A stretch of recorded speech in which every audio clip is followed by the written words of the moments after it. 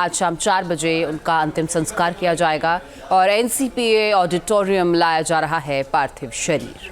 PM Modi ने रतन टाटा के निधन पर शोक जताया है। रतन टाटा के अंतिम संस्कार में शामिल भी होंगे गृह मंत्री अमित शाह। ये इस वक्त जानकारी सामने आ रही है, तस्वीरें लगातार सामने आ रही हैं जहां पे उनके जो समर्थक हैं, जो उनके जानने वाले हैं, वो लगातार उनके अंतिम दर्शन के लिए पहुंच रहे हैं। कल रात ये दुखद खबर सामने आई, रतन टाटा ने 86 साल की उम्र में दुनिया को अलविदा कह दिया और उसके बाद से ही चाहे सिनेमा जगत हो, उद्योग जगत हो, राजनेता हो, सभी गहरा दुख व्यक्त करते हुए नजर आ रहे हैं। बिल्कुल, तस्वीरें लगातार आप देख रहे हैं। आपको बता दें, बुधवार देर रात मुंबई के अस्पताल में उन्होंने आखिरी सांस ली और आज राजकीय सम्मान के साथ उन्हें विदा किया जाएगा। रतन टाटा ने टाटा समूह को जिस तरीके से एक वैश्विक मंच पर ले जाकर भारत को भी इसके ज़रिए एक बड़ा मान हासिल कराया। पंकज मिश्रा हमारे साथ जुड़ गए हैं, सीधे पंकज का रुख कर लेते हैं। पंकज, इस वक्त देश भी गहरे शोक में है और लगातार जो उनके समर्थक हैं, जो उनके जानने वाले हैं, वो वहां पर पहुंच रहे हैं।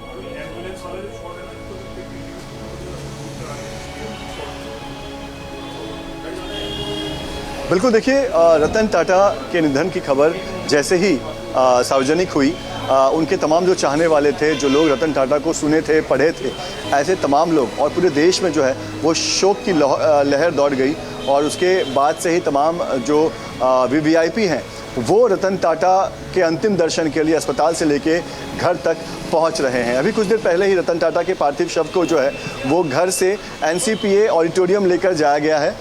एनसीपीए ऑडिटोरियम में अब दोपहर तक रतन टाटा के पार्थिव शरीर को रखा जाएगा, जहां पर तमाम जो वीवीआईपी हैं वो अंतिम दर्शन के लिए पहुंचेंगे। आप बता दें कि सिर्फ वीवीआईपी नहीं, बल्कि रतन टाटा को एडमायर करने वाले तमाम जो लोग हैं, जो उनके करीबी रहे या फिर जो किसी भी तरह से उनसे जुड़े हुए थे, ऐसे तमाम लोग भी रतन टाटा के अंतिम दर्शन के लिए एनसीपीए ऑडिटोरियम पहुंचेंगे। और दोपहर के बाद करीब 3:30 बजे एनसीपीए से रतन टाटा के पार्थिव शव को पूरे राजकीय सम्मान के साथ जो है वो वर्ली के क्रिमेटोरियम में लेकर जाया जाएगा। और वहाँ पर पारसी जो तरीका होता है, वहाँ पर पारसी ऑडिटोरियम है, वहाँ पर करीब 45 मिनट तक जो है वहाँ पर प्रार्थना का सिलसिला चलेगा। और 45 मिनट बाद वहाँ पर जो है वो जो एक फायर मशीन होता है उसमें शव को अंदर डाल के उनका अंतिम संस्कार किया जाएगा। हालांकि रतन टाटा पारसी समाज से आते हैं, तो पारसी समाज में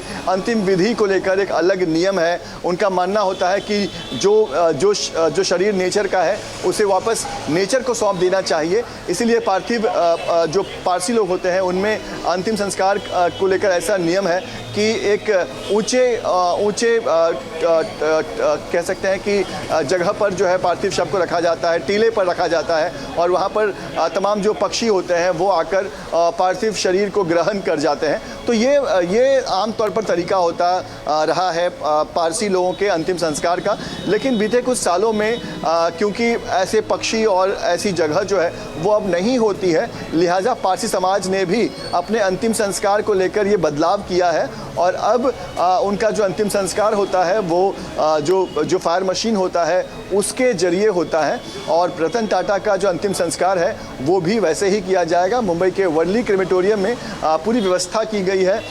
साथ ही एनसीपीए में जहां पर अभी उनके शव को अंतिम दर्शन रखा जाएगा, वहां पर भी पुलिस के तमाम इंतजाम है, क्योंकि तमाम बड़े वीआईपी, चाहे वो राजनीति जगत के हो, चाहे वो फिल्म जगत के हो, चाहे वो उद्योग जगत के हो, ऐसे तमाम जो बड़े वीआईपी हैं वो रतन टाटा के अंतिम दर्शन के लिए पहुंचेंगे। चाहे मुकेश अंबानी हो, अनिल अंबानी हो, तमाम जो दूसरे बड़े उद्योग जगत के जो उद्योगपति हैं पूरे भारत के, ऐसे तमाम लोग जो हैं वो रतन टाटा के अंतिम दर्शन के लिए पहुंचेंगे। साथ ही कई बड़े मंत्री, चाहे वो महाराष्ट्र के हो चाहे केंद्र के हो, ऐसे तमाम मंत्री जो हैं वो भी पहुंचेंगे। जी बिल्कुल पंकज, काफ़ी जिंदा दिल शख्सियत और उसी जिंदा दिली का परिचय आखिरी उनका जो पोस्ट है वो भी देता है। अब आखिरी विदाई और आखिरी अलविदा की बारी है, लेकिन अगर उनके आखिरी पोस्ट पर ध्यान दिया जाए तो भी अपने बारे में बात करते हुए जानकारी दी और बताया कि मेरा मनोबल ऊंचा है, मैं हाई स्पिरिट्स में हूँ। इन तमाम चीज़ों का जिक्र किया, यानी जाते जाते भी हाई स्पिरिट्स का ही वो एक मैसेज और एक लेसन शायद सबको दे गए।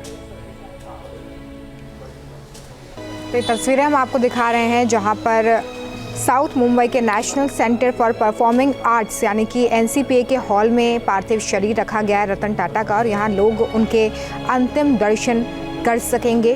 पद्म भूषण से सम्मानित रतन टाटा इससे पहले 7 अक्टूबर को आईसीयू में भी भर्ती किए गए थे, और उसके बाद उन्होंने खुद इस बात की जानकारी दी थी कि वो रूटीन चेकअप के लिए आए हैं, लेकिन उसके बाद फिर से वो भर्ती हुए, उनकी तबीयत बिगड़ गई और उनका निधन हो गया।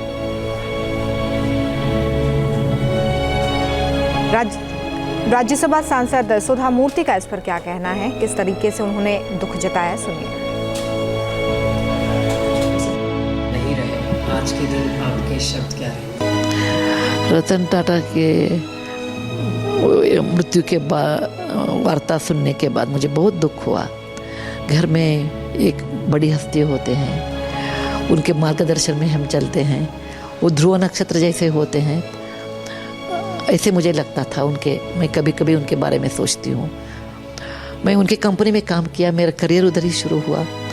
मैं उनको 94 में लगता है मैं एक बार मिली थी, पहली बार वो जाके उनके ऑफिस में मिली थी, और मुझे वो सुधा ऐसे संबोधित करते थे, क्योंकि मैं सुधा कुलकर्णी ऐसे ज्वाइन हुआ और सुधा मूर्ति के नाम से बाहर आ गई। मुझे कभी भी सुधा बोलते थे।